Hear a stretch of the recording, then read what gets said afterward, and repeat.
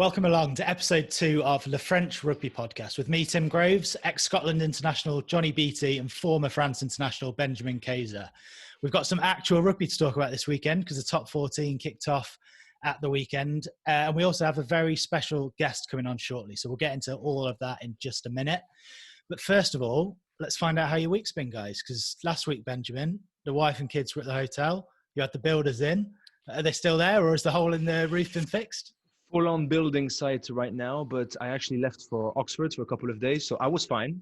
I didn't have any issues with the builders. I didn't have any issues with only having one functional toilet being used by 10 builders on the daily basis. Does not really fit with the criteria of hygiene for my wife and young children, but I was all right in Oxford. It was okay. And Johnnie, you were working for TV at the weekend, weren't you, on the Clermont-Toulouse game? Yep, I managed to get away from my family on Sunday, so I got up to Paris and did the Clermont-Toulouse game, which was unbelievable. Crazy game and lots to talk about. I'm sure we'll get into it later, but it was a great game to cover, definitely. And that game, surely one of the tries of recent years, that game, the flick between the legs from Thomas Ramos. Unbelievable. And again, especially to do it away from home in that kind of environment, it was crazy. So I think an early contender already for try of the season. Antoine Dupont again getting on the end of it, finishing off, leading again for Toulouse. He was unbelievable. So a great try and an absolute cracker to start the year. And we might get onto a bit more about the game later on, but Joe Takori and Richie Arnold both got red cards. I don't think the length of the bans have been announced yet. I don't think their hearings, it might have taken place, but I don't think it's been announced. But are you expecting them to be banned for the Champions Cup quarterfinals? Yeah. I mean, in severity, nothing compared to Owen Farrell that we saw in the Premiership. I don't think it's going to be as lengthy a ban. Well, we thought it'd be lengthy. He's only got 5 weeks. But I think, for Joe and Big Richie, if they get 1 week or 2 weeks, that they're missing that quarterfinal. So, again, a hard one on Richie because he's going up for a big tackle. He's a huge man and basically just doesn't dip, manages to get shoulder to head. Joe's maybe a bit more silly, reacting, elbowing Fritzley in the head, and I think that one might get more or seen with a bit more severity. So I think they're probably both going to get something. It depends on Richie Arnold's record, which I don't know in previous months and previous years. So he might get away with it, whereas I think Joe Takori, Big Joe, unfortunately for him and unfortunately for Toulouse, might be more likely to cop something. And there's a few other bits of news floating around the top 14 at the moment, so we'll just get into that quickly. Curtly Beale apparently has asked to have his own salary cut in line with some of his teammates. Have you heard about that, Benjamin? No, maybe he wants to pay a few rounds to the boys and stuff. It's a great example. You want to lead with example and stuff, and try to show how well you want to contribute to the team. That's awesome. Not to add anything to the. I think what Johnnie said is spot on about the unfortunate, not very severe acts, but then that obviously will have a consequence too. That game was just mental. And remember last week I was telling you that you had to be careful with Clermont. Had some good signings. I really believe they're going to bounce back. And I'm a huge Clermont fan. Obviously my heart is there. But what really pissed me off is to see how dominant they were and actually how close the game was. I think psychologically it's definitely a win for Toulouse rather than a loss. And I just feel those old demons of not being able to seal the deal and to control a dominant sort of tempo, obviously rising back up. So that was a bit disappointing. And Cornebille, fair play. The best way to come into a team is to pay a few rounds or to take a pay cut. He's a smart guy. I'm guessing neither of you have walked into a dressing room and said, hey, I'll take 25% less. Luckily, we both retired before COVID, so we never had to decide. But, if it were to happen, hypothetically, I'm sure we both would now bench 8. No. I reckon he's probably on enough, so he's probably going to be all right. To be fair, to be totally fair, when you've done a few clubs and stuff, and I'm genuinely not being funny, if you're gonna play in an unbelievable club and you're gonna tell me, I don't know who's the best player, if you tell me Juan Hernandez in 2007 needs to stay, but we need 20 grand, whatever, I would have given a little bit. It's one of them, like, keep a player, give a little bit of me, because it's such a team sport that we need to shine with others. And somebody to keep it with you, yeah, I would have. But as soon as I walk in, or that maybe it's Cornebille is on an outrageously big money, but otherwise, no. And that's the good news, but a bit of bad news as well over the weekend. Anthony Bello did his cruciate in the Toulon game. How big a blow is that to them? Because you said last week, Johnnie, that you thought they'd struggle already this season. Yeah, it was a really I know we'll get into the games later, but it was a real scrap fest. I think it was 29 or even more penalties in that game, a real typical first round game. And again, sad for him, real talent, really talented young guy, again, under 20s world champion with France. So another one for the future. He's already capped. They've got Louis Carbonell, who can fill in and play 10 as well. He's great. So he'll have to step up to the plate. But I think now, obviously they've got Estebeth out injured as well. He did his ribs and went off for an HIA. He'll be gone for a few weeks. They're going to have to go out and get a medical joker quickly and get somebody in to help build some rhythm and get them winning, because obviously that first loss will sting, and he's not an easy guy to replace. He's hugely talented, so not good news for Toulon, and they're going to have to do something to replace him fairly quickly, I would say. Well, speaking of Toulon, it's time we got our guest on now, and we've got a big one for you this week. It's former European Player of the Year, Toulon legend and England international Steffon Armitage. How are you? Not too bad, thank you. Thank you for having me. So we could see the sun glaring through the windows before. So you're obviously loving life in France. Whereabouts are you? How are you settling into Biarritz? Loving it. We're just outside Biarritz at the moment. So I suppose we're like 20 minutes from the town centre. But I'm living by the beach and just enjoying the sunshine, trying to learn how to surf as well. So everything's going well. And so how have you been settling in, mate, in terms of the club and the boys, getting to know everybody? Has it been a good start? Yeah, it's definitely quite tough to begin with. It's just like going to school again for the first time, when you're backpack, you're rocking there, you don't really know what you're doing or who you're meant to talk to, where you're meant to sit. So I was a little bit nervous for the first hour, but then the boys were so welcoming. The boys are quite easygoing, and it was good to join these boys. And it was a good win at the weekend to kick off with as well. But you're obviously in the thick of it. Yellow card on your debut. Oh, yeah. Well, I've had better yellow cards. If that's the thing to say. Go and talk us through it. I didn't touch him. He fell into me. So I don't know. That's my excuse. I put my hands up. It's my excuse. He fell into me. Are you trying to say that French refs are now absolutely on the ball every single time? I can't believe you could even start with something that's so offensive, mate. Come on. Especially second division. I mean, it's rock and roll, isn't it? Oh yeah, definitely. It's different. Let's put it that way. It's I've told quite a lot of people you haven't played French rugby till you've played in Pro D2, and you can see it on the weekends when by the way referees are, just the way the rules are different. It's special.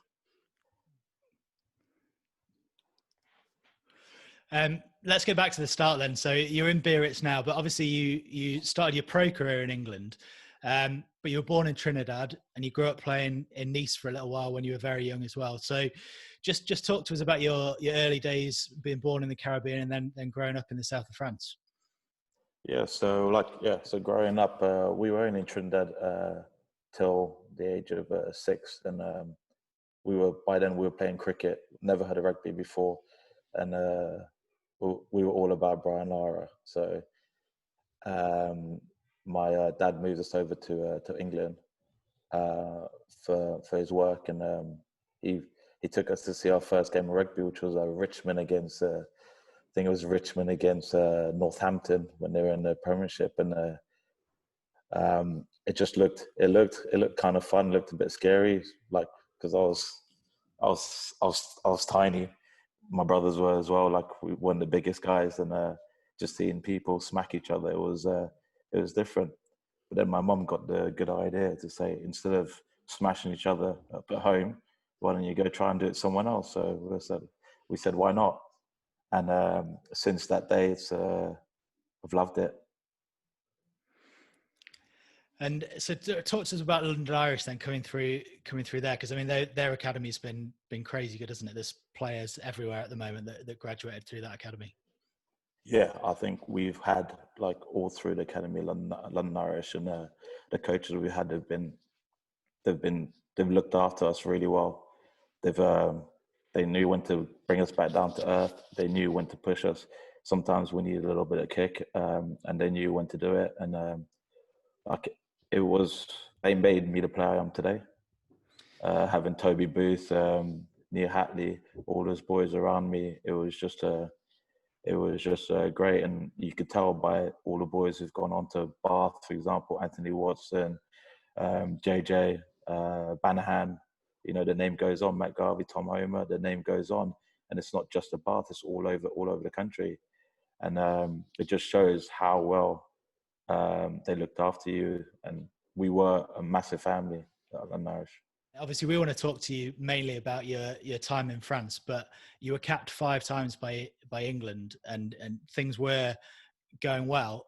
And then you move over to Toulon. So just talk to us about the motivation behind your moving to France originally, because you've been there for a long time now. And was it a frustration with not getting into the England side when you thought you should be? Was that a big part of it?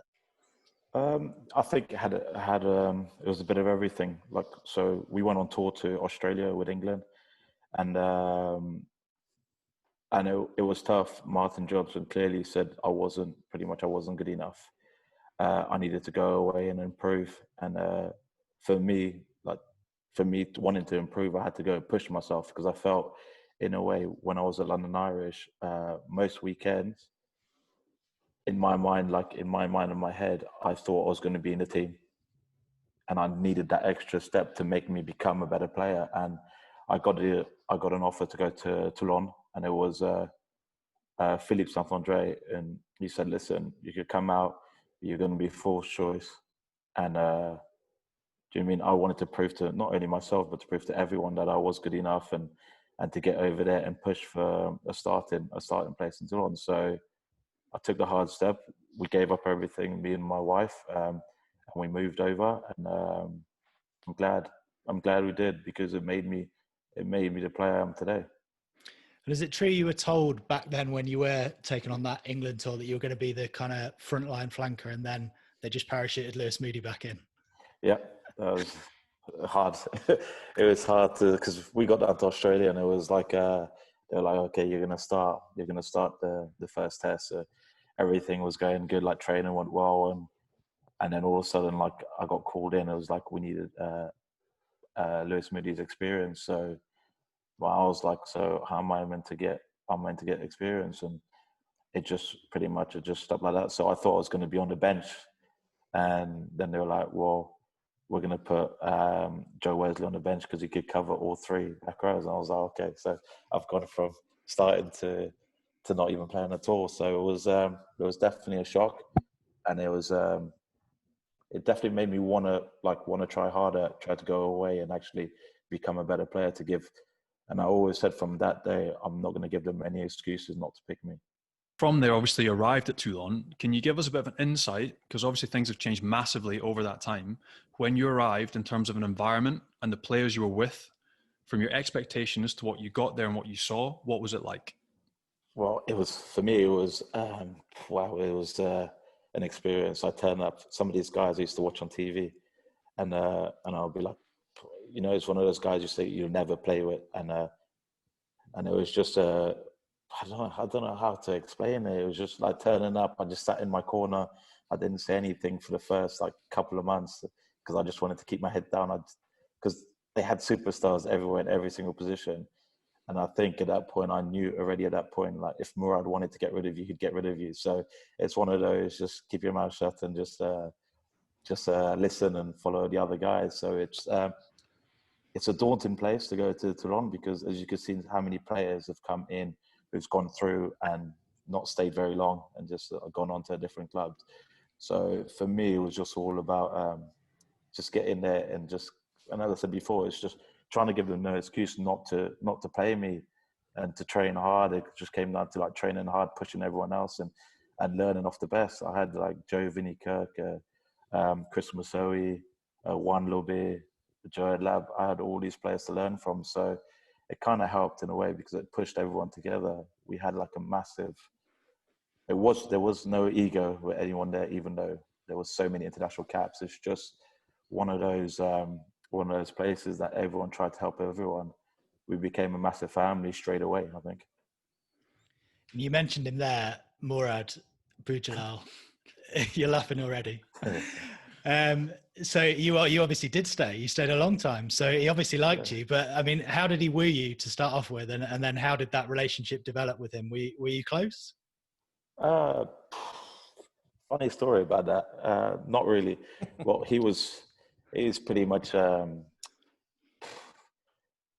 if you're not South African, like you're not his number one, or Johnny, you're not his number one. But funny story about Mourad, because first of all, he didn't want me. I got picked by Philippe Saint-André because we did that Media Olympique. What year was it? It was in 2014. I got some award for Media Olympique, and so everything's gone through.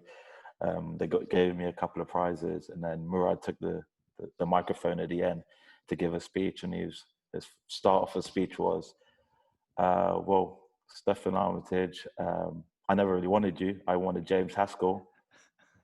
And I was like, whoa. Everyone in the crowd was like, oh, thank you. This is meant to be like, you're meant to be saying well done to me, but you just like, okay, you wanted James Haskell. And it was just one of those things with Mourad. He will say whatever's on his mind, and he doesn't mind who's in front of him, and that's the way he is. So I kind of tried to stay out of his way, to be honest, for the 6 years I was there. All right, I've got to say something now, because you guys are being way too nice. I mean, he's made 20,000 people week in, week out in Clermont have nightmares. Yeah. He's basically bursted my heart a couple of times, made me want to commit suicide 100 times. You've been too kind, but you are being humble, because you said that you were almost like starstruck. But you were killing it. Huh? You rocked up in that Toulon team, and from the start, you guys were all killing it. It was a monster team that was in front of us, because I was mainly on the receiving end. But what my question to you is, so I honestly, I hated you boys. I hated you boys for a long time, just because the pain that you inflicted. I think the feeling was mutual. Absolutely. But then the actual the reality is, once you start knowing, like a guy like Fred Michalak that I know pretty well. Yeah. So when he tells you, for instance, we can talk about it later, but even how your brother, for like a silly little reaction, became sort of a hatred of French rugby, and especially of Clermont. Then if Fred Michalak tells me, listen, I'm telling you, off the field he's a top dude, that means he's a top dude. That's all it means. Yeah. I do believe that the one of the reasons why that reaction was so harsh is because everybody was jealous of Toulon. You guys were smoking everyone. Yeah. So, you love to hate the ones who are good, basically. Yeah. You want to love the underdogs. And because he wasn't French, and because he was against the pretty, how do you say that? Like almost the pretty bride, Clermont. People, they want us. There. Of course, always there, but never. There. So that's my first question. The second question is, again, from Fred. Is it true that there was a sort of you guys used almost Mourad, like, let him do his show, let him do his thing, let him do his crazy press conference. At least nobody's bothering us, and you guys concentrate on having a big brotherhood and rocking it every Saturday. And then but even the big boys would be like, the example was, he does a pilu every time you guys won big games in the changing rooms. And even a guy like Johnnie Wilkinson, who's probably like the classiest dude you could find, would be like, just let him do his thing. Okay, he's done. All right, can you leave us now? Okay, good. And then he would actually talk. Yeah, I think with that, especially with Mourad, it's kind of, we knew he was always going to be there. Like, he was always going to be the changing room. So just keep him happy, let him do what he's got to do. And it's true, like, no one else bothered us. So he takes all the thing, whether we're playing well or not. He will take everything. He'll go in front of the media. He will talk. He'll do all this stuff on social media and stuff like that. So in a way, it helped us to become a better team, because we didn't have to worry about that. But it's true, like, some of the guys, we would think, oh, is he going to go? Like, why is he still stood there? We want to kind of do our own thing with us, just the boys. But he's just one of those guys, like, you couldn't really say no to him, because you don't know what reaction you're going to get. It's like you back a lion up in the corner, you don't know what you're going to get. He's going to attack us somehow. So we'd rather just leave him to it. And if he's always lurking like that in the change room, is he like that on nights out as well? Is he there, like, in the background thinking? Oh, well, we've only actually had him like once on a night out, and he just actually was in Paris. it was in Paris after one of the finals, before he went to bed with both trophies. He just ended up buying a whole load of bottles for the boys, and then he took off and went to bed sleeping with both trophies. So it was that's the only time that's the only time we don't really spend time with him, to be honest, which is good. Fair play. Is it also true that Mourad once left you all in Oyonnax? Oh, you wanted to? Well, so yeah, it wasn't our best game, and he told our team manager, he was like, cancel the plane. They're not getting. He was like, cancel the plane. I'm not paying for the plane to get home. And we were like, hold on, how are we going to get home? And it was like, you take the bus or the train. It's like, that's miles away. Catching a bus from Oyonnax or a train. We've got no tickets. We've just got all our stuff. So it was like, oh. So the team manager, everyone like kind of stuck up to the team manager. Like, you can't do it. We've got to take. So we ended up taking the flight back. And like all the team manager and the other guys, they got called into the office. And he was like, I don't want you guys at the club anymore. You guys could go. And that somehow got sorted out. I don't know how it got sorted out, but he was deadly serious about leaving us. And it was snowing as well. It was cold. He is a special guy. So, I mean, he was a special guy, but obviously as a coach for your time at Toulon, you had Bernard Laporte. So just talk to us a little bit about, I mean, obviously he's been a politician, he's been a national team coach, he's at Toulon. There were obviously rumours that Johnnie led most things, Matt Gitto led most things, but just talk to us about Bernard Laporte and what he was like as a coach and as a man as well. Okay, so Bernard as a coach, to me, still one of the scariest looking person I've met. Like bald head, small glasses. He looks like one of those nutty professors. And I've always said it. And every time he gets mad, he gets like a red vein. He gets a red vein that pops out his head. It's just like the most freakish thing ever. But he wasn't, as a coach, he was quite good to us. So he always put it from the start. It's like, if you guys train hard, you play hard, like, listen, you guys could do whatever you want. But the moment that you guys don't perform on the weekend or you don't put your hand up, then we're going to have words. So most of the time that drove everyone to actually give their best every single time. He was quite hard on the Frenchies, on the French boys. He gave them a lot. Let's put it that way. He had a few crying boys every now and then at training, but for us, he wasn't too bad because maybe, I don't know, he just liked us more, I think, the foreigners. Just imagine the type of character that you needed to coach a squad like that, huh? Oh, yeah. I mean, he will never, I don't think he ever taught you anything in your tackling technique or even strategy in general. But like you said, he's the only guy you would never take the piss out of. No, he would walk into a room and he would scare the Bakisbota to the Johnnie and whatever. But imagine the quality of squad. Do you reckon any coach would rock up and explain to them how to do things? No, but you need to have a big set of balls enough basically to rock up and to actually, keep them under control, considering Toulon is a hell of a place to actually live. Yeah. On top of that, and it's and it's an eccentric sort of town, so that's why the fit was just so good. You needed the crazy guy to be on top and to let the monsters in the middle sort of do their thing.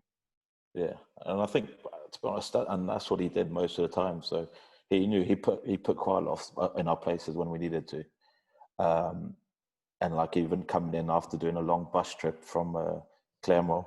I think we lost to you boys, and we took the ones. And we took the bus back, and we got back. I think we got back at like 4:00 in the morning, and he was like meeting at 8.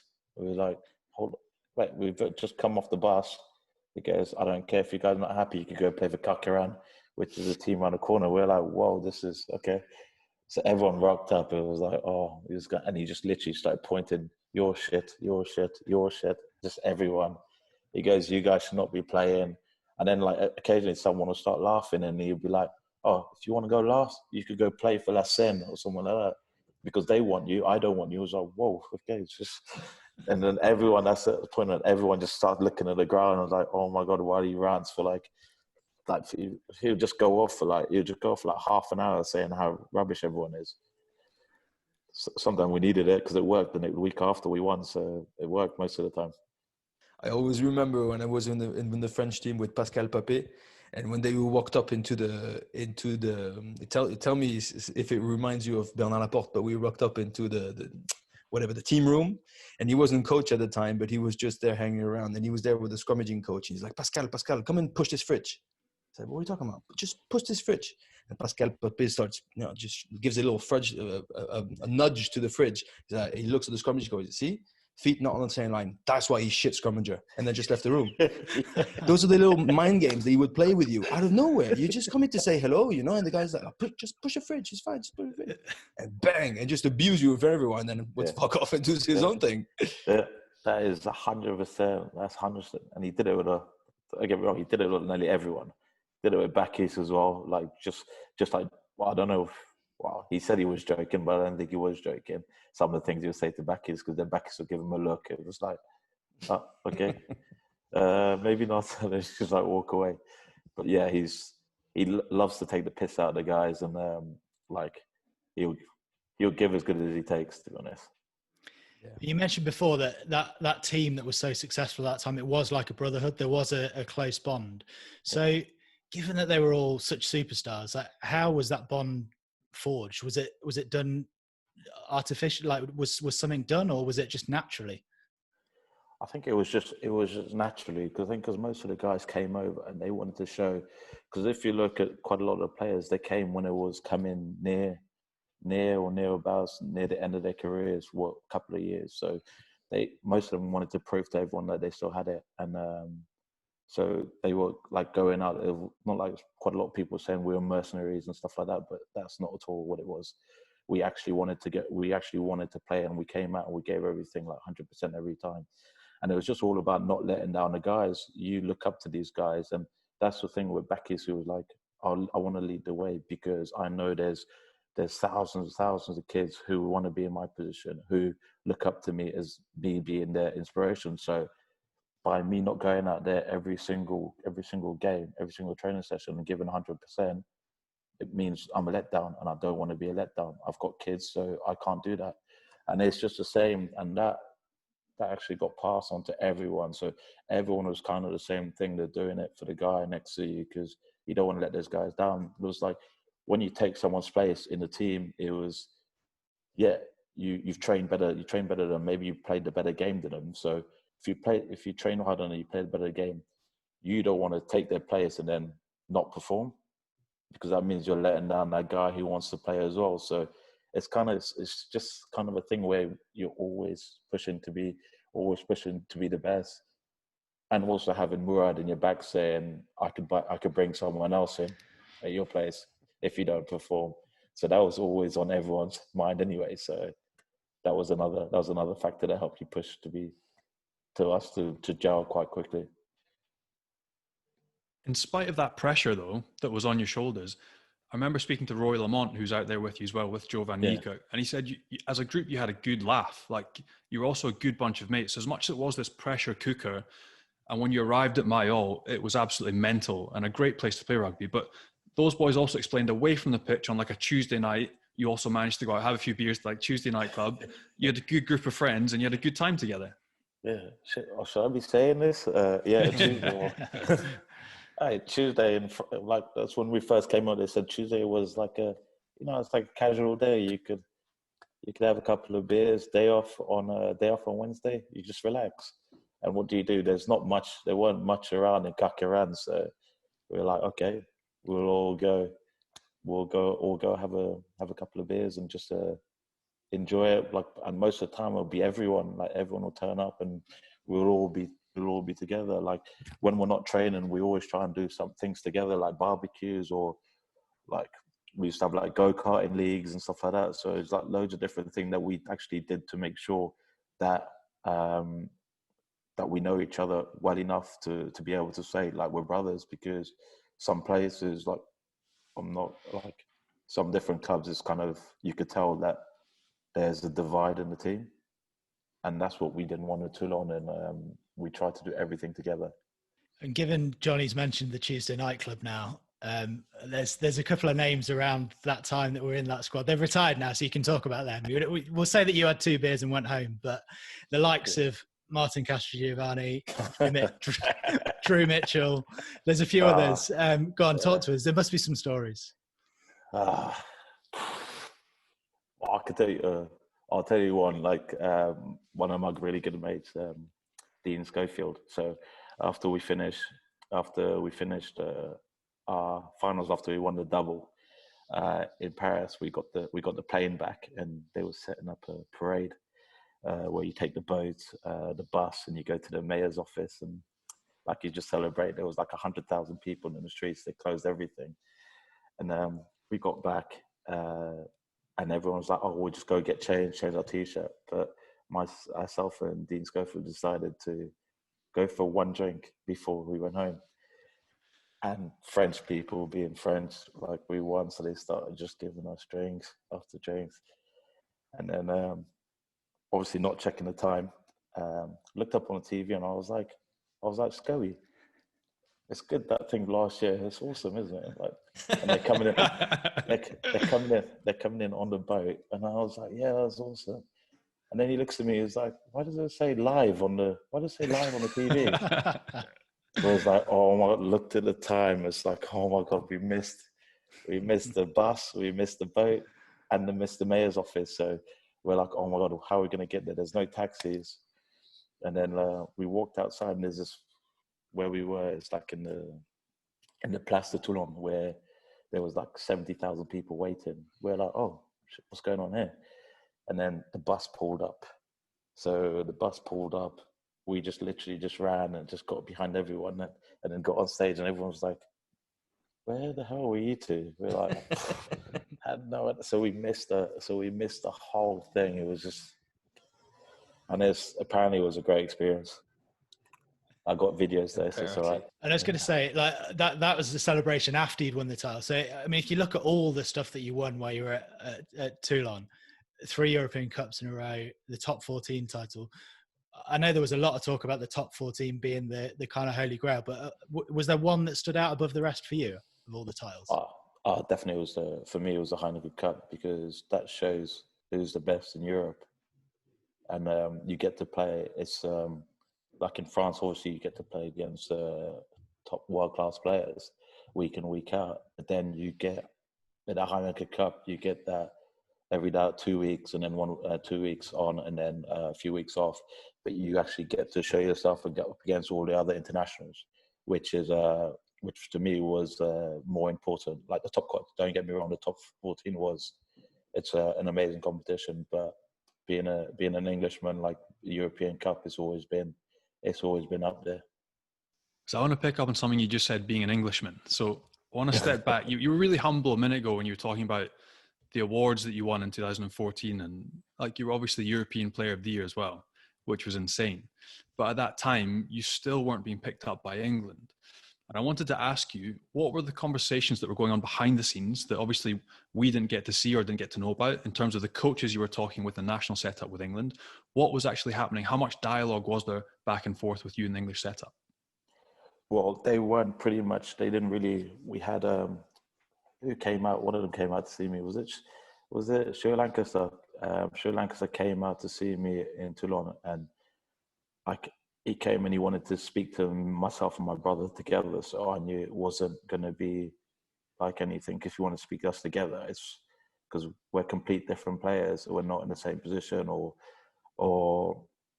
we're not in the same place. So, and he just told me by then, like, I have to come back to England if I want to play. And he asked me, what did I think about it? And I pretty much told him, I feel like you guys told me to go away to become a better player. And I did that. And I still think I'm improving. I still think I've got a lot to learn. And by being out here, I'm getting better and better. Every training session, every time I play, I'm getting better. So why would you want to take that away? Why would you want to take that away from me? And so he just agreed, and he just took off. He just went back. I didn't hear anything. And then I've got a phone call from like obviously the RFU, Bath and Toulon. They were organising for me to go back to Bath for 6 months to play in Bath, so I could be. And obviously, when it comes down to that, then it comes down to money. but I wasn't involved with any of this. That's the thing. That's the funny thing about it. This was all happening between both managers of Bath and Toulon. So I didn't really have much of a say in anything that was going on. But at one point, my wife did pack my bags for me to leave to go to Bath. So she was staying though, didn't but happen. you were off. Yeah, she was staying. She was gonna pack up and just enjoy the sun and pack up the house. But do you know what I mean? It was just one of those. It's that I was never really involved. Everyone else was talking. Everyone else was talking about it behind, like, without me. They were trying to sort things out without me, like without me having a say. And it was a stressful time. But listen, I've got no regrets. So.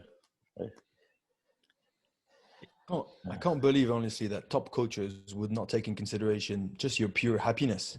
Do you think you can just pick up a bloke and then drop him in Bath and you'll play identically? You were renowned in France because you were incredible over the ball. But you have to admit that in France, it's a national sport, the rucks, you know? So you can actually have a crack and have a go. Yeah. So it fitted perfectly what you did. Then you had sort Yeah. of the guys in Toulon that would do the other stuff for you, but they just told you, listen, make an absolute clusterfuck of all the rucks of the opposition. Yeah. That was obviously what you were exceptionally good at. And they sort of fitted. But there's also your happiness, just like you said. You enjoyed the Tuesday night. You enjoyed the lifestyle. You enjoy the vibe around the team. I think it's incredibly reductive just to be like, right, well, you're doing this now. Now we can just pick you up, drop you somewhere, and expect you to do precisely the same thing, especially behind your back. Yeah. That makes no sense. Yeah. And to me, one of the main things as well is obviously like, when we first came out to France, so my missus left her job and stuff like that to come out of it, and I couldn't. Do you know what I mean? I can't just do that again, just to pick up again and then move back on a like a hunch. Maybe I might play, maybe I might not. And as you said, like, the lifestyle in France is different. Do you know, we love it out here. Just the way how life is. It's not so rushed that you get in England. The training is not as, it's different. Let's put it that way. You know it, being at Leicester, you know the difference. And they look after you here in France. Not saying they don't look after you in England, but I'm just saying it's different. I just enjoyed my rugby here, and I was loving rugby because when I left England, I pretty much got to the point where I kind of fell out of love with rugby when I left London Irish, and coming over to France just changed everything. I actually started loving rugby again. I loved going to training. Just being in that thing, you being after training where you sit in the changing room and you're just chatting with the boys and stuff like that. It's you get that feeling. When you don't love it, you just want to get to training. You leave straight away. You wake up in the morning, you're sad, and that's what I was getting when I was London Irish my last year. And over here, it's just I just loved it too much. I think to actually really consider actually going back to England. And can you see why that rule, obviously everyone knows why that rule is in place, but when you're kind of the center of that and all the headlines are around you, you're the most high profile example really of them trying to drag you almost back to England. Like at that time, can you see why it's like that? Or are you so frustrated and you're thinking that this is a global game and players should be allowed to play abroad? Yeah, I think it's a global game. Everyone should be allowed to play where. What do you think? Because quite a lot of people think straight away, oh, your first thing that you're going to France is because you're chasing the money. That's not at all what it is. Yeah, okay, there is a lot of money. But when I first, for example, when I first moved over, I moved on the same money I was on London Irish. I moved there because of a challenge. They told me I was going to be number 4. I was going to be number 4, number 7. So that means I had to wait. My time. But I was like, okay, that's a challenge for me. Do you know what I mean? This is something you're lifting up. You're taking your whole life and you're moving across country. Whether it works or not, so many players have come over and it's not worked out, and they've come back and they just hated it. Look at Gethin Jenkins. He was like one of the like, he was like my mate, and he was like one of the best props in the world. He came over, and it just wasn't his thing. He played a few games, but it just wasn't. It didn't suit him. Hence why he went back. But there's not just him. There's a lot of players that happen to, and we should be credited for actually taking a taking a chance to actually come out there and fight for something. And like, I'm not the only one. Nick Benjamin as well. He's been outstanding at Clermont. He was outstanding for like 4 years straight. every single game that he played, he was outstanding. But he was in the same position as me, so it's like we had a couple of conversations about it, and yeah, we both found it really hard. It was more frustrating than anything because we just thought like, not saying we were the best in that, not saying we were the best in that position, but everyone that they put in front of us who they thought was better in that position, we gave them a good game, or we were superior to them. So it was just frustrating to know that all the hard work you're doing, it doesn't pay, in a way, it doesn't pay off. And you mentioned the conversation with Stuart Lancaster. First of all, did Eddie Jones ever get in touch after he became England coach? And then with that conversation with Stuart and with other coaches maybe, or people at the RFU, did they ever kind of take your point of view across the way that you're telling us now? And was there any kind of dialogue? Did they get what you were saying, or was it just the door's shut unless you're back in England? Yeah, it was pretty much the shut. Like they don't want to make any exception, and which, do you know what I mean? They said like you've made your bed, now sleep in it. So I was like, okay, yeah, I will become a better, and as I said before, I tried to give them no excuse not to actually play me, not to pick me, and well, it's obviously they still had that one. So, but listen, it made me who I am, now, and in a way, like I kind of got to say thank you to them as well. Do you know what I mean? In a way, because it has helped me to become a better player. I was going to ask to tag on that, Steph. I remember reading you were quite close to actually changing allegiance. You'd obviously talked about having a huge affinity for France, the lifestyle here, the people. And at one point, there was reports, Chris Massaoy wanted to get back, play Pacific Islands rugby, Joe Rokocoko, and potentially you as well were looking at trying to play for the French team. Was that something that seriously crossed your mind? Were you exploring it at the time?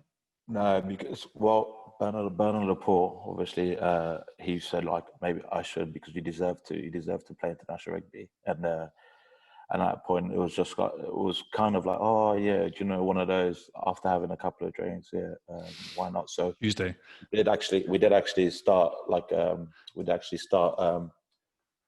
thing, because I wanted a French citizenship anyway, because obviously living in France and stuff like that, but. And I looked back on everything, and it was like my greatest honor in rugby is having played for England with Dylan at Twickenham together for my first test. So by me going away and playing for a different country, that means nothing. So that it was a thing that just went one in here and what straight out the other. It was never a thing where, oh, this is going to happen, or we want this to happen. It was just like people gossiping about should he or should he not. I'm glad I didn't perceive that, because, as I said, like those 5 caps still means a lot to me. And obviously, being at Toulon at that time, from an English perspective, everything was about Johnnie. Obviously, it probably wasn't quite the same in France, but you mentioned it earlier on that he was the golden boy for Mourad, for everyone. Was that great for the rest of the guys, because the focus was all on Johnnie? And what was it like sharing a dressing room with him? What was he like as a leader, bossing you around? Oh, he was. I can't imagine. Like he said, I was watching him on TV. Then I had a chance to play with him, play with England, and it's one of those guys in the changing room that you just, for the first like 10 minutes when you get in the change, you just stare at him. You don't know what you're staring at, but you're just staring at him, thinking like, oh, this is Johnnie. It's like, he's my mate. He's my mate. How many people can say that? And it's just like seeing the way how he prepares himself, like every single time, the routine he goes through to show everyone how actually professional he is, and how he is just driven every single time. It's actually amazing. Like his speeches actually get you up. It's like, whether sometimes when it's French and English, he gets a bit mixed up, and you have a little giggle, but you know what he's saying, and like he gets everyone fired up. And most of the time it's like, because everyone loved Johnnie and everyone respected him so much, it's like when we went out, every time we went out of the game is one of those, like, I don't want to let Johnny be angry at me. So I've got to play my best game. I know it's weird. Saying that, but it's Johnny. Come on, he kicked the drop goal for England to win the World Cup. So it's you got to give it to him. Nah, he's a top bloke, and like he's got the full backing of the whole. He's got a full backing of the whole team, and he's the one who led most of the training session in the backs because of what can you teach him? That is the thing. That's why I sit back now and say, what can you teach those players? Like the players like Carl Heyman, Johnnie, Becky's. And you were right when you were saying, like, to get a coach to come in and try and coach us. They were coaching us, those players. So Johnny was leading that in front of everyone. You can't even teach him to tackle. No, because he tackles even better that than he everyone. does well. He was teaching me how to kick though, so I find myself a good kicker now, so it's all right.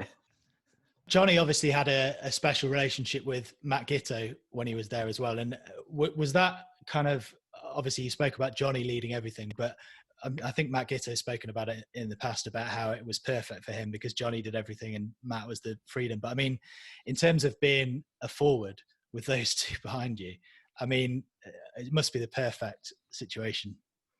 Yeah, it was brilliant, to be honest, and especially being at number 8 as well, where I get to give them the ball most of the time. It's like Johnny is the safe guy, the guy who he will always make his tackle. He'll put the ball in the right position, and then you've got Giteau who will just out of the blue just do something crazy. And so having that relationship to know like how they work together, because they knew each other back to back.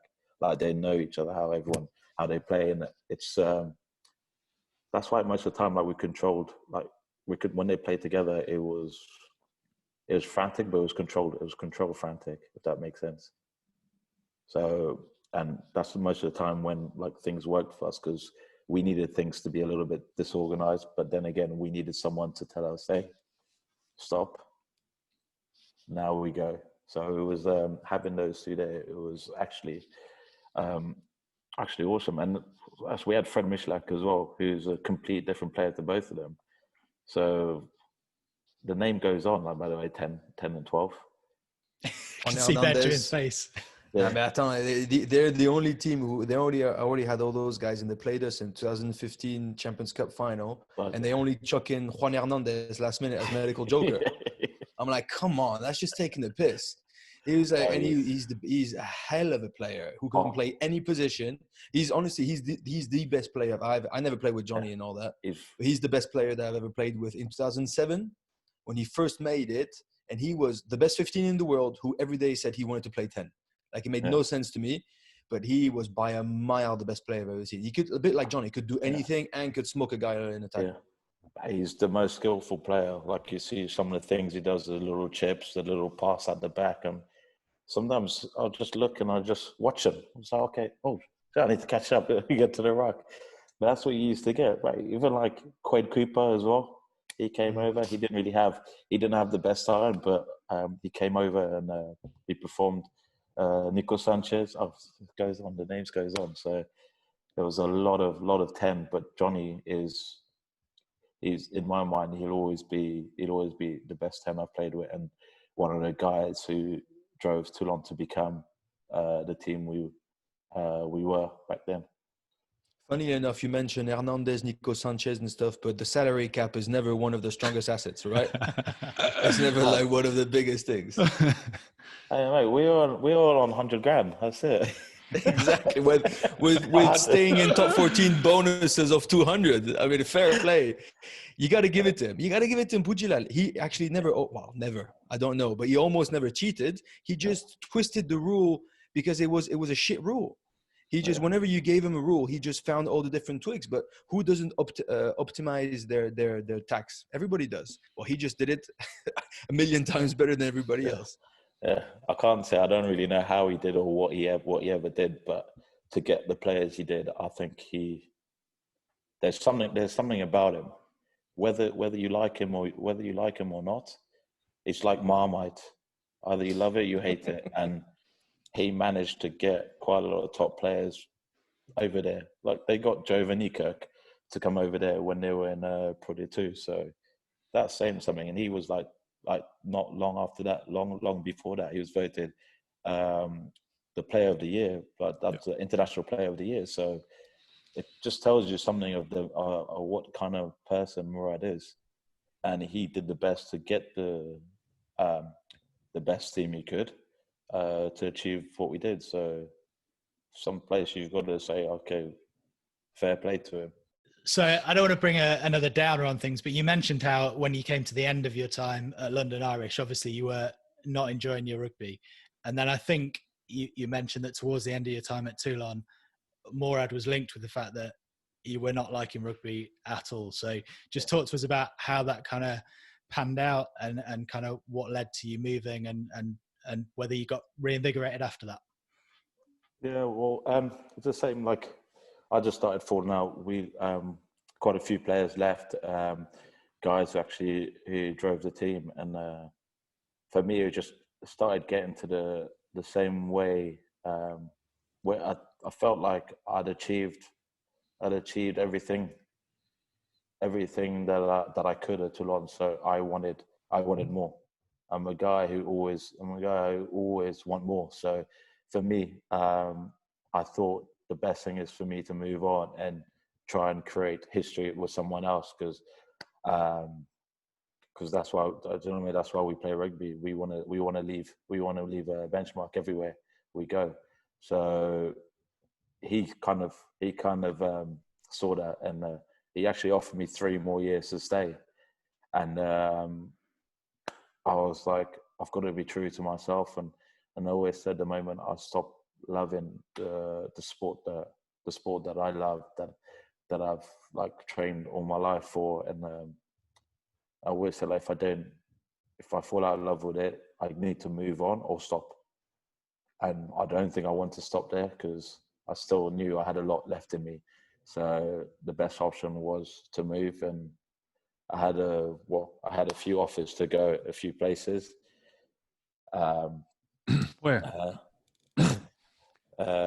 Toulouse, Lyon, Montpellier, and Clermont was one of them as well. But I didn't want to go to Clermont because there's only only tires and the Michelin man. So apparently it's pretty dead there. So, but see those little cliches that of when people don't know, it's fine, it's easy.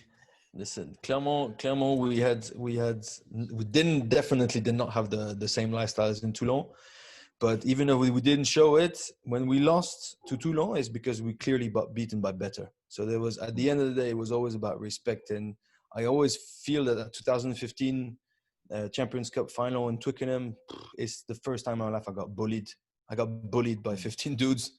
They weren't particularly better. They never created anything, but it was just tough fuckers that just bullied people. And it was a really tough team. And well-deserved title. So it's not a problem. You could have come to Clermont, mate. I would have got a glass of wine for you. No problem. That would have been, hey, should have. But I decided to go to Po. So with Carl Heyman told me to, he said, come with me. We're going to create something different. Like they've got a new project. And I always wanted to go somewhere different. I knew all the Toulon boys went to Lyon. And it was, to me, it would just be me moving, same thing. Like, do you know what I mean? Toulon to Lyon, all the players there. So I wanted to separate myself and literally go to somewhere completely different where I could actually go start again and not have to not be comfortable. I wanted it to be difficult, and Po was that choice for me. And you were there for a few years. So now you look back on it and you mentioned those offers that you had from Toulouse, Clermont, Lyon, and what those clubs have done in the past few years. Are there any regrets there at all, or are you happy with the decision you made? Yeah, I'm happy with the decision. Definitely happy with the decision. So no regrets, whatever I've done in my career, because we actually got from being promoted from Pro to just about staying up in the top 40 in the year after, and missing out by 1 point in my first 2 years. Do you know what I mean? It was something massive for the club because they've never been that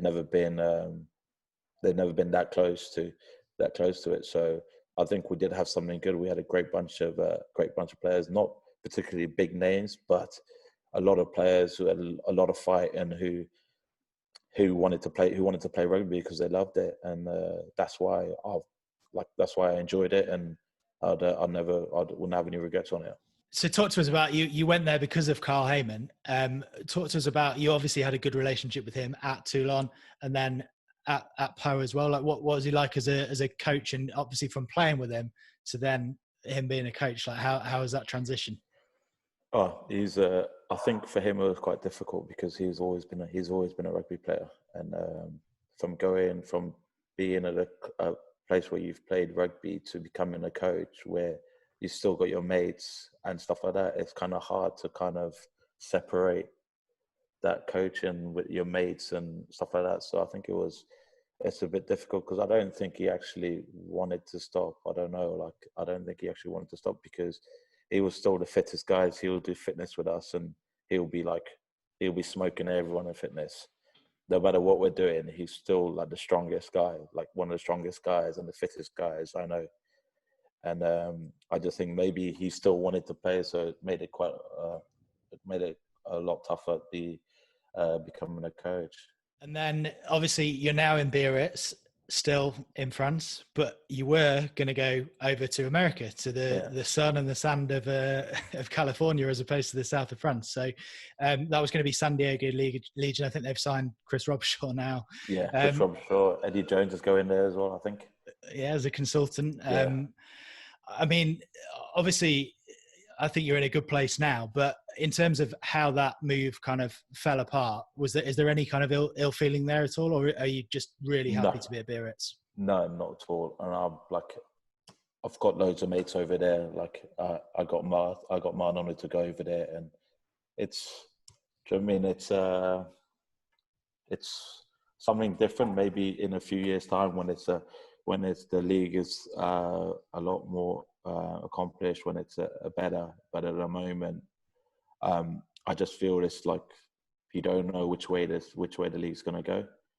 You are getting like good players going over there, but I'm so glad the decision was to stay in France, because there again I'm finding the love of rugby again, and it's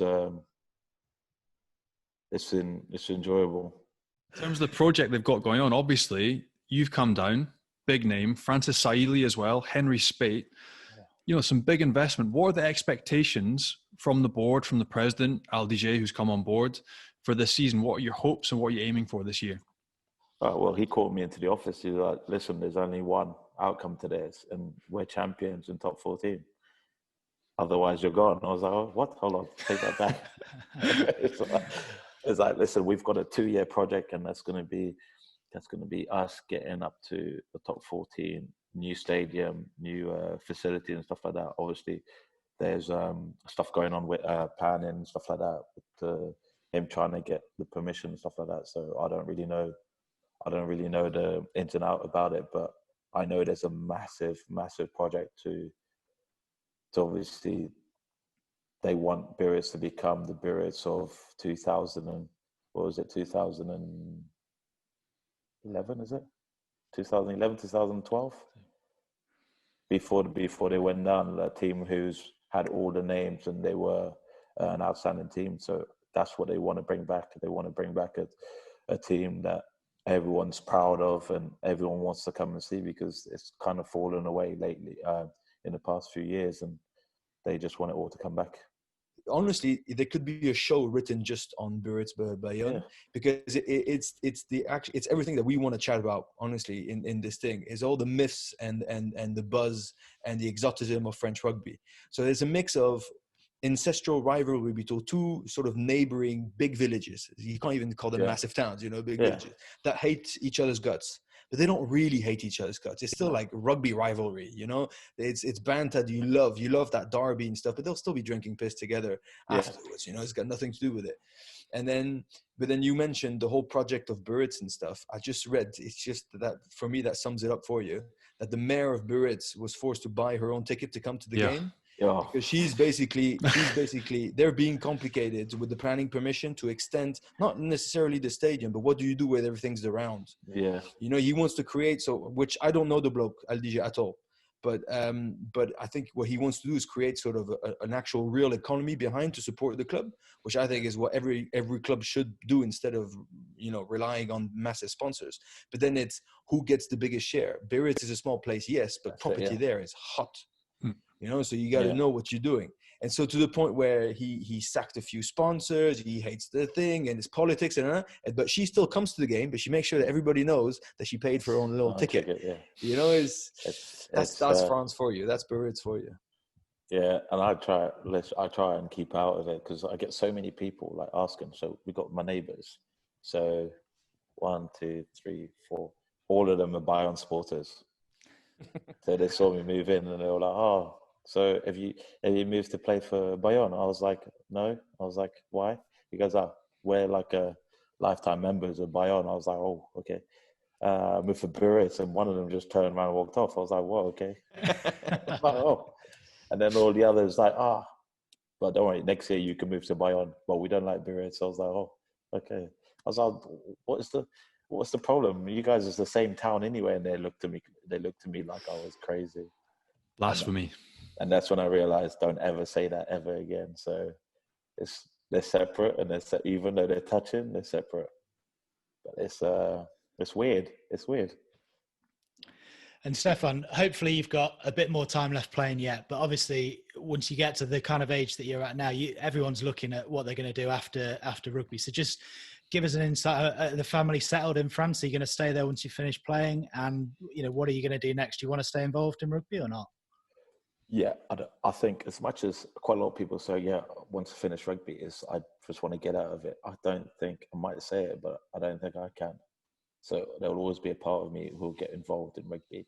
I want to be a sports advisor for young French players.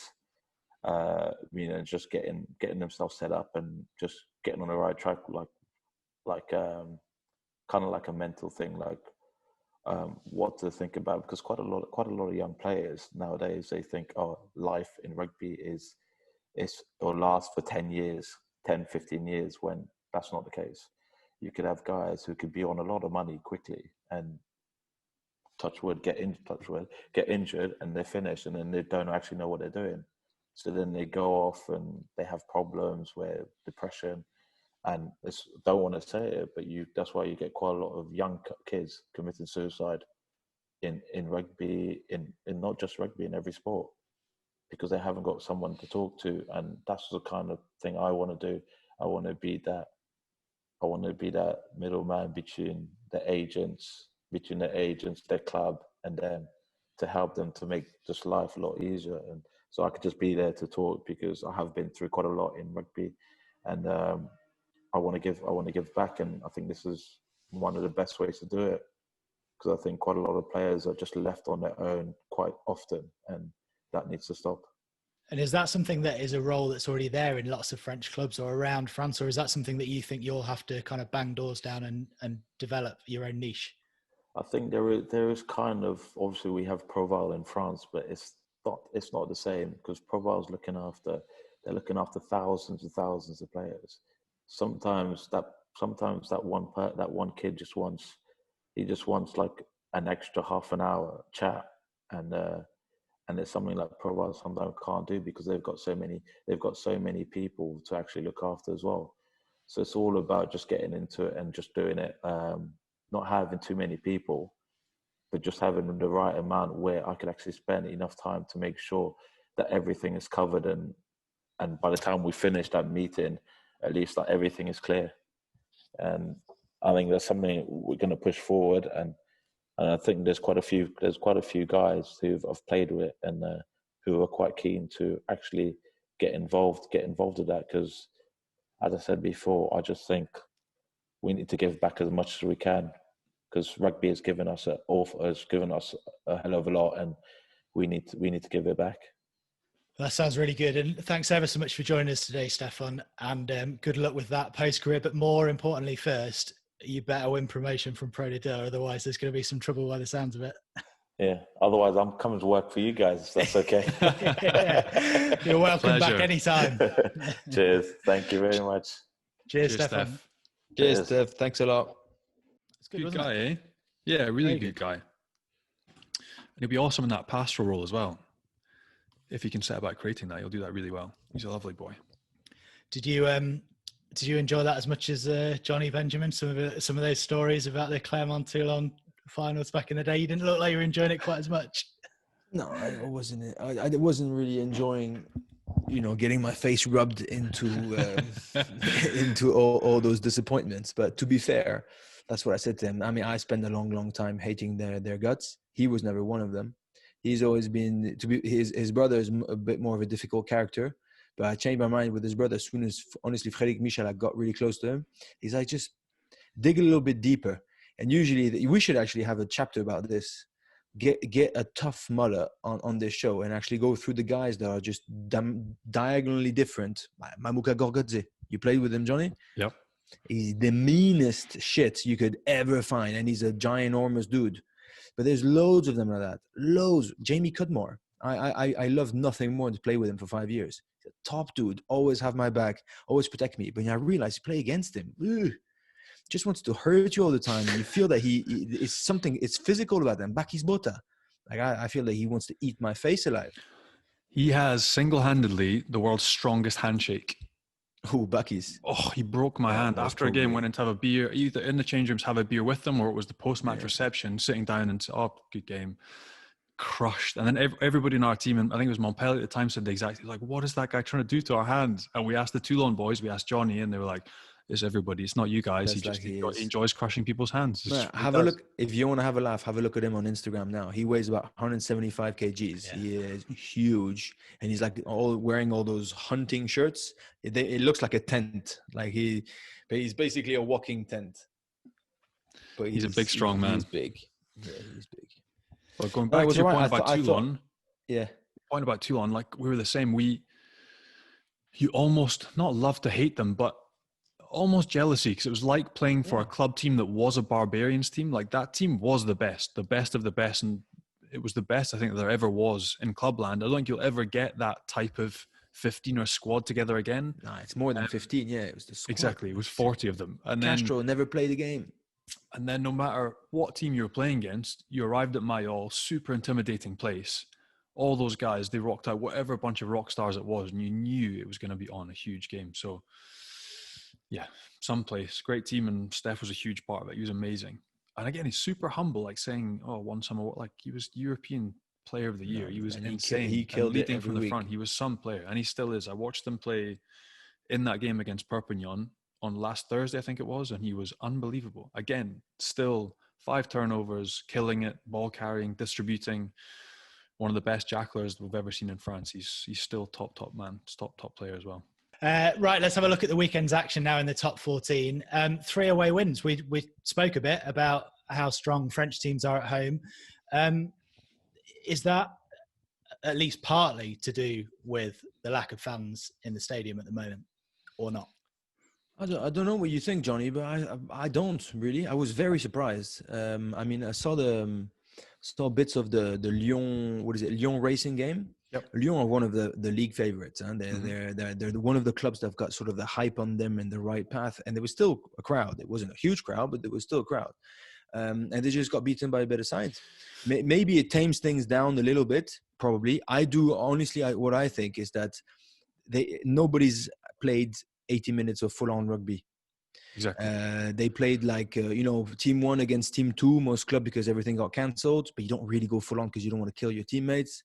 And they played, because normally you play 40 minutes of a friendly game. So the teams that played a friendly game, each player played maximum 40 minutes. So you could tell they were all raggedy. What looks like it is the line-out. Just look at the line-outs. The line-outs of every single game were extremely poor.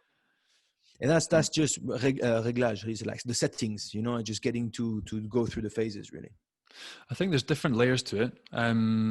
So after doing that game up in Paris for Canal Plus, I had breakfast with Francois Tranduc in the morning. And he was just saying, look, from a psychology perspective, the first game of the year, he has always hated playing at home because nobody's prepared, nobody's ready. So it's good just to get away from home. There's no pressure and try and nick a result. And you add into that, it's a psychology aspect for like French guys and anybody really, but you then add on that, look, nobody's prepared. Physically, nobody's in good condition. You saw the players, nobody's ready really. All the games have been cancelled. They've had some training games between themselves, but that's been it. So they're not prepared physically. Again, lineouts were shambles. Discipline in every single game. You could tell people's heads weren't right. Like Toulon, La Rochelle, there was 30 penalties.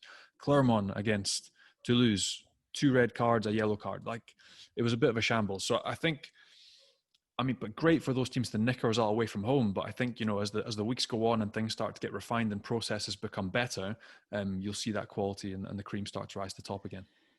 You mentioned the word shambles there, Johnny. Montpellier and Pau got the season underway on Friday night. The lights went out, didn't they? Yeah.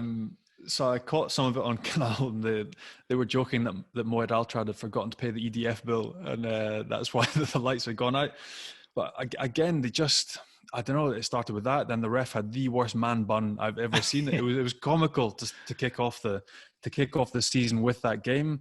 And then Montpellier just strangely didn't get out the blocks, looked really straight up and down, didn't look inventive. Scrum really struggled, really struggled. It ended up Trevor Brennan's son came off the bench to try and shore things up. That was his first game, I think, since the first game of last season. So again, another huge French potential talent coming through, but just they didn't get going. They could not get going. They had Timu and Camara, their back row, were on fire. They were amazing, but apart from that, they just kind of looked a bit turgid, a bit kind of stuck in their blocks and didn't manage to get going. So a huge result for Pau. That was the first time I think Montpellier had lost at home in 18 months, which shows how big a result that was. And for a team that really struggled last season in Pau, that's a huge result to get first game up, definitely. And you mentioned a prop there in Daniel Brennan. One that wasn't on the pitch was Mohamed Hawass, and he's been in a bit of trouble this week. So, do we know anything around what that was about and what's happening to him? So I've caught wind that potentially there was some sort of altercation between him and a coach. Potentially, so he's been disciplined. They've fined him. They've taken away his prime éthique, Benji, so the ethical part of your salary you get for being a good egg and abiding by the laws of the club. So that's been taken away from him for, I think, quite a few months. Also murmurs that they might be trying to get rid of him now, and that thinks he's a troublemaker. Also Guillamon, the big tight head as well, that was previously at Toulouse, Lyon, Oyonnax, potentially looking at the two of them jumping ship and them trying to get somebody else in, because they've only really got Chile Chava as their first choice tight head, and after that they're looking a bit thin. So not a great start for Big Momo. I didn't even know, but they've got the Saracens tight head, La Mosité. Yep, that's it. So he started the game, but as the game wore on, it just kind of they got themselves in a bit of trouble, and ultimately they lost the game on a penalty try under their sticks, Montpellier, to lose the game. So they'll be looking to fix for next week. You tell me what you think, Johnny, but I don't think they'll get rid of him unless what we don't know, it was really problematic what happened during the week. What might happen is that he might also get sanctioned from the FFR, because Fabien Galtier was very adamant about outstanding behaviors, higher standards for internationals, zero tolerance policy, blah blah blah. And remember, he already punched a guy during the Six Nations in Scotland, a little bit out of nowhere. They obviously triggered it, don't get me wrong, but it wasn't a huge physical comeback that led to that. So he's already sort of walking on edge. He already had his joker, if you know what I mean. They already let him off the hook once. So I think that one he might pay for a while. And before because they can't afford it. Do you remember he got in that punch up with Bismarck Duplessis as well? So with Bismarck Duplessis in the warm up before he got on the pitch, I think last season. Yes, but everybody said that Bismarck deserved it, and the whole there you go. squad was sort of cheering. They were sort of cheering, "Go on, just go for it." No, everybody was pissed off because he didn't actually drop him completely, but that's a different story. So not a great start for Philippe Saint-André, but also there's a bit of talk about Xavier Garbajosa's future as well, isn't there? Little murmurs, again, just things from people in around the club, a few things in press, but he's 2 years into a 4-year contract. But then Mourad Boudjellal has paid people out of contracts before. It's not something he's shy of. So, obviously disappointing to start that first game and lose at home. And if it isn't turned around fairly quickly, you might be getting hauled into old Moed's office sooner rather than later. And you mentioned Benjamin Racing's win away at Lyon being a bit of a surprise. Any other results that stood out for you? Well, Agen losing at home the first game, I think, to Castres. French rugby is like Johnny said is very tough for the first week leg. Okay, but usually going in Agen is a tough old place. They had that winger that signed from Quins, Ibi Toye, I think that's what his name is. So they had some really solid signings. Camille Girondeau, number 8, that played with me, the big curly hair from Clermont. JM Butin, also from Clermont, but also from Lyon. Just I thought they looked solid and good. And to lose at home when they were 300% commitment to it, because that's what they play. They play the home games in front of their home crowd and stuff. So that was disappointing. And again, to go back on the Clermont-Toulouse game, Toulouse put a strong team out. They put a strong team out. Clermont put obviously their best team out, but they had a few injuries during the week that weakened them, especially in the forwards. And there was a strong call to put Morgan Parra on the bench and to put Sébastien Beattie. That's going to be like the little story within the team for the whole year. And they started off really well. They were completely dominant and they were just killing it, to the point where Joe Tekori elbows a guy out of a silly reflex and gets a red. So you're thinking they're going to go through this. And then Toulouse were actually getting angry and angrier. This new rivalry that used to be Clermont-Toulon seems to be shifting a little bit to Clermont-Toulouse. And you could tell there was some real anger from Hugo Mola, even on the side. Don't know what you thought, Johnny, but I don't like his attitude. I don't like it at all, but I'm biased. But you could tell he was getting angry. It was very, very personal. And then gradually Toulouse did precisely what pisses me off, but they're very, very good at, is just they want to go out. Either they can get smashed or they just try something, and usually it wins. If you know what I mean, they're very risky. They just take a chance, take a risk, and it paid off. And there's nothing worse than when they're 2 men down, you're 15 on 13 because they got a red card and a yellow, and then you can see the try. And then they get another red. You're like, oh, they're dead meat. And they put another try. They were actually ahead. Like 8 minutes to go, they were ahead. And George Morala decided to take everybody on his back and just like bump off a few guys and score. Fair enough. But it's one of them. Imagine if you fast forward, you're in the change rooms. Clermont were like, yeah, great, we got the win, but boys, I mean, come on. 2 red cards, 2 massive, and it's 2 big locks as well. So the physical power. We need to control this better. There's going to be a thought of, does Morgan Parra need to start now because he can control the games and Beattie come off? And on the other hand, in Toulouse, if I'm the coach, I'm like, boys, you guys stood up, 2 men down. You come back with a defensive bonus point. Well done. It's almost like a win. Yeah, I thought the game was mental. So completely dominant by Clermont in the first half. Toulouse did not look like they could be bothered, being completely honest, and then almost looked like it took the 2 red cards to get them fired up. But at the same time, if I'm in a team, any team that's coming to Clermont, and I lose my 2 second rows, I know I'm 15 against 13, I'm expecting to concede 60 points. And so what I was disappointed with was how Clermont really failed to take any control of the game. So like Camille Lopez, obviously one of your buddies, he got player of the week in Midi Olympique for the first round. And I was like, how? Like individually, yes. But at the same time, you're 9 and 10 are meant to control the game. Toulouse should have lost that game by 60 points. But strangely, from that lack of control, coupled with a complete lack of discipline, they gave away something like 20 penalties again for stupid things. They gave away field position, and then they could not defend them all. It was the strangest thing. They competed for everything in the air. They had obviously had a numerical advantage. They were 2 men up, and Toulouse absolutely pumped them at maul. So Clermont obviously now going to Bayonne next week. I know the coaches there. I know Yannick Brou. I know Joel Ray. I know that they will say, look, Clermont have really, really struggled to defend this maul. We're going to attack them there. And I've never seen that from Clermont at home, not defending a maul like that and going back at the rate of knots they did against 2 men less. It was incredible. And again, the end of the game, Intermac has that try disallowed. It shouldn't be disallowed. I thought personally Toulouse should have won that game. A strange decision by the referee. But I also admired the decision by Intermac at the end. Instead of going for a draw and taking 2 points. Yeah, they went for the win. They hadn't won there, I think, you can correct me, something like 12 or 15 years, and they went to try and make some history. So really brave performance, really big fight, showed decent spirit, which we know is hugely important in France. And Toulouse will take great heart from it. It's obviously going to be difficult for them. We don't know if they're going to lose those 2 guys for Champions Cup and they have to back up in top 14 with limited resource in the second row. But hugely spirited performance. They can be really chuffed. Clermont will just be happy to take the 4 points and move on. That'll be them. Zap it, forget, and move on. Let's have a very quick look ahead to round 2 now this weekend. Couple of the big games: Toulouse host La Rochelle, Racing host Montpellier. What are you looking forward to in particular? Well, hopefully there's not going to be any postponed games. Firstly, we also had the vice president of the FFR come out and said, look, there's not going to be any cancellation of any games. It's just everything is going to be pushed back. So we now know there's going to be no games cancelled. But there's a lot of teams that now are in a trickier situation. There's teams that have had no games in the first round, haven't had any preparation. So teams like Bordeaux, for instance, at home to Brive, they need a win. They haven't played in 3 weeks. They haven't played any preparation, I don't think. It's going to be a tough gig. So they have to get on. If Christophe Urios is going to back up from last year with that Bordeaux side and lead this top 14 again, they have to win. Again, looking down the fixture list, you've obviously got Racing Metro, you've got Toulouse, and you've got Clermont have to then back up again the week after in Champions Cup. So squeaky bum time for them, again, playing a mixed bag, some of them at home, some away.